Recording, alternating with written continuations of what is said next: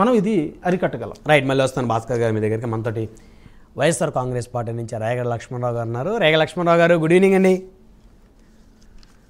Good evening అండి బ్రహ్మనాయుడు గారు, good evening. So మొత్తానికి లక్ష్మణరావు గారు, రాష్ట్రంలో యువత పెడదారి పట్టకుండా కూటమి ప్రభుత్వం తీసుకున్నటువంటి అద్భుతమైనటువంటి నిర్ణయాలు, చర్యల మీద రాష్ట్ర వ్యాప్తంగా హర్షాతిరేకాలు వ్యక్తమవుతున్నాయి. పార్టీలకు అతీతంగా ఎవరు తప్పు చేసినా సరే ఇమీడియట్గా యాక్షన్ తీసుకునేటువంటి కార్యక్రమానికి ముఖ్యమంత్రి గారు, ఉప ముఖ్యమంత్రి గారు, అదేవిధంగా హోమ్ మినిస్టర్ గారు శ్రీకారం చుట్టారు.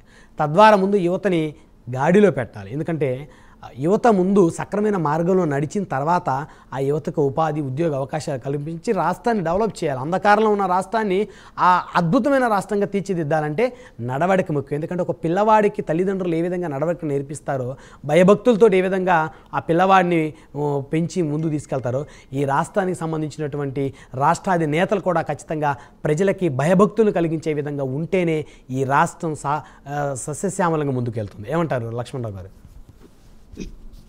బ్రహ్మనాయుడు గారు, మీకు పెద్దలు పెద్దలకి, ప్రైమ్ నైన్ న్యూస్ వీక్షకులకి, యజమానికి హృదయపూర్వక నమస్కారం అండి.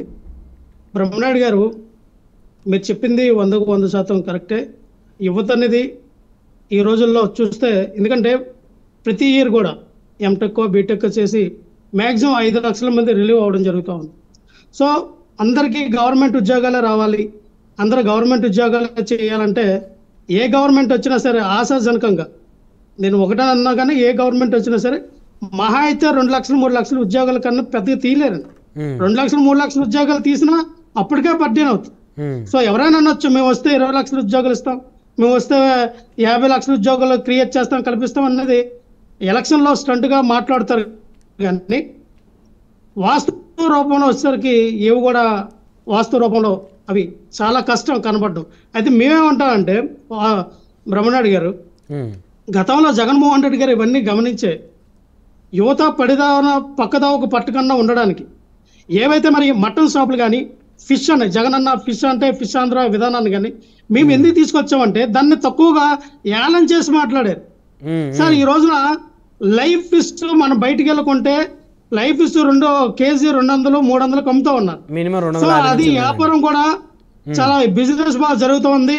మటన్ వ్యాపారం కూడా ఈ రోజున మనం చూస్తే యువత, మీరు ఎంక్వైరీ చేయండి, మటన్ వ్యాపారం అనేది చాలా చక్కగా జరుగుతూ ఉంది. దాంట్లో కూడా తక్కువ కాలం 1 year లో మాక్సిమం మీరు ఒక 10 లక్షలు సంపాదించే అంత వ్యాపారం అండి. ఒక వ్యక్తి 10 లక్షలు సంపాదించవచ్చు ఆ వ్యాపారం మీద. గవర్నమెంట్ యువత చూస్తే సెంట్రల్ గవర్నమెంట్ నుంచి కూడా మనకి ఆవులు కానీ, లేదంటే గొర్రెలు కానీ, మేకలు కానీ మీరు ఉత్పత్తి చేయండి, మీకు 50 లక్షలు, 1.5 ఇస్తామని చెప్పి మీరు ఫామ్ చేయండి అని సెంట్రల్ గవర్నమెంట్ కూడా ప్రోత్సహిస్తుంది. సో ఎందుకంటే ఏవైతే మన గొర్రెలు మేకలు మన పంపకానికి తీసుకొచ్చి మటన్ షాప్ లో ఎట్టినటువంటి ఈ విధానంలో ఖచ్చితంగా యువత కూడా ముందుకెళ్తుందని జగన్మోహన్ రెడ్డి గారు ఆ నిర్ణయం తీసుకుంటే చాలా మంది హేళన చేశారు. అంటే యువత ఖాళీగా ఉండకుండా ఏదో ఒక పనిలో నిష్ఠలై ఉండాలి, ఏదో ఒక పని వాళ్ళు చేస్తూ ఉండాలి. అందరికీ ఆ గవర్నమెంట్ జాబులు రావాలంటే ఇప్పుడున్న పరిస్థితిలో రావు. సరే, ఇందాక మెగా టీఎస్సీ అని చంద్రబాబు నాయుడు గారు చెప్పారు. మెగా టీఎస్సీ ఇప్పుడు ఇచ్చే పరిస్థితిలో ఉన్నారా?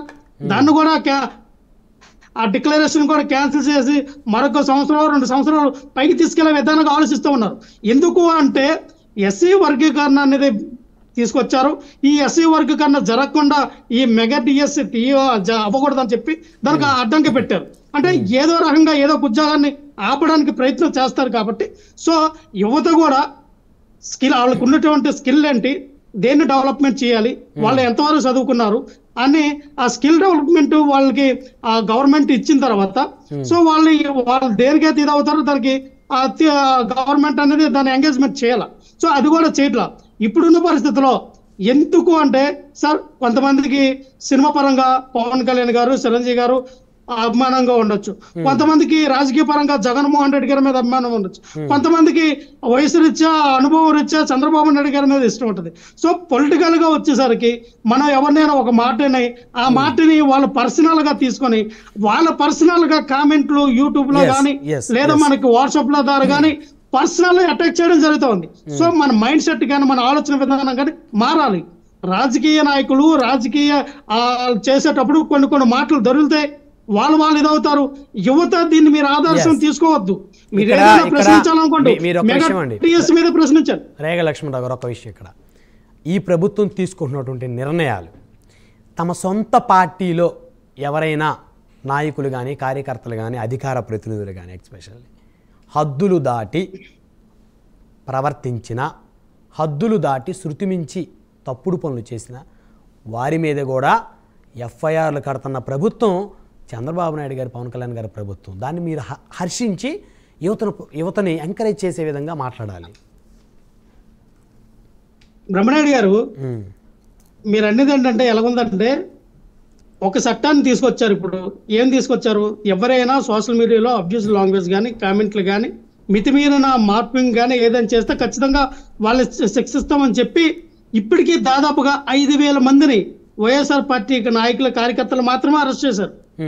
ఎక్కడ కూడా జనసేన కానీ, టీడీపీ కానీ, బీజేపీ నాయకులు కానీ ఒక్కరు కూడా అరెస్ట్ చేసిన దాఖలాలు లేవు.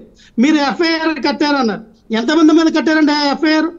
నిన్న మాసన రాజేష్ మీద ఎఫ్ఐఆర్ నమోదైంది కానీ ఆయన అరెస్ట్ చేయలేదు కదా. ఆయన లైవ్ పెట్టి వీడియోలు చేస్తూ ఉన్నాడు కదా.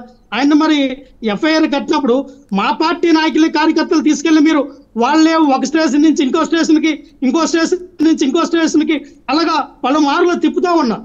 అంటే 24 గంటల్లో మనం కోర్టుకి సమర్పించాలి వ్యక్తిని కాబట్టి, సో ఎక్కడ కూడా 24 గంటలకు అవ్వకుండా స్టేషన్లు మారుస్తూ ఆ వ్యక్తిని తీసుకెళ్లి దాదాపుగా 15 రోజులు, 20 రోజులు అట్టి పెడుతూ ఉన్నారు కదా.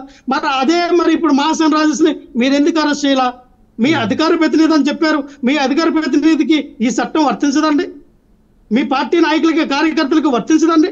నేను ఒకటే చెప్తా ఉన్నా మాసన్ రాజేష్ గురించి. ఎందుకంటే గతంలో ఇదే మాసన రాజేష్ జగన్మోహన్ రెడ్డి గారి పేరు చెప్పుకొని వైఎస్ఆర్ పేరు చెప్పుకొని ఆయన సొంతంగా ఎదిగి జగన్మోహన్ రెడ్డి గారి దగ్గరికి వెళ్ళి ఆయనతో ఆ వైఎస్ఆర్ పార్టీకి పనిచేసిన తర్వాత ఎప్పుడైతే ఫేక్ అకౌంట్లు ఆయన క్రియేట్ చేసి 100 ఫేక్ అకౌంట్లు క్రియేట్ చేసి ఫేస్బుక్వి, వాటి ద్వారా టీడీపీ నాయకుల్ని, టీడీపీ కార్యకర్తల్ని, అందులో ఉన్నటువంటి ఆ మహిళల్ని టార్గెట్ చేసి అబ్యూస్ లాంగ్వేజ్తో మార్పింగ్లు చేసి ఆ రోజున పోస్టులు పెడితే జగన్మోహన్ రెడ్డి గారి టీము మాసన రాజేష్ని హెచ్చరిస్తే ఆయన పార్టీని బ్లాక్మెయిల్ చేసి పార్టీ నుంచి బయటికి వెళ్ళిపోయి అదే ఫేక్ అకౌంట్లతో వైఎస్ఆర్ పార్టీ నాయకులు, వైఎస్ఆర్ పార్టీ మహిళల పైన, జనసేన పార్టీ నాయకులు, జనసేన పార్టీ మహిళలు, వేరే మహిళల పైన కూడా అటు వైఎస్ఆర్ పార్టీ వాళ్ళు పెడుతున్నారని మభ్య చూపించి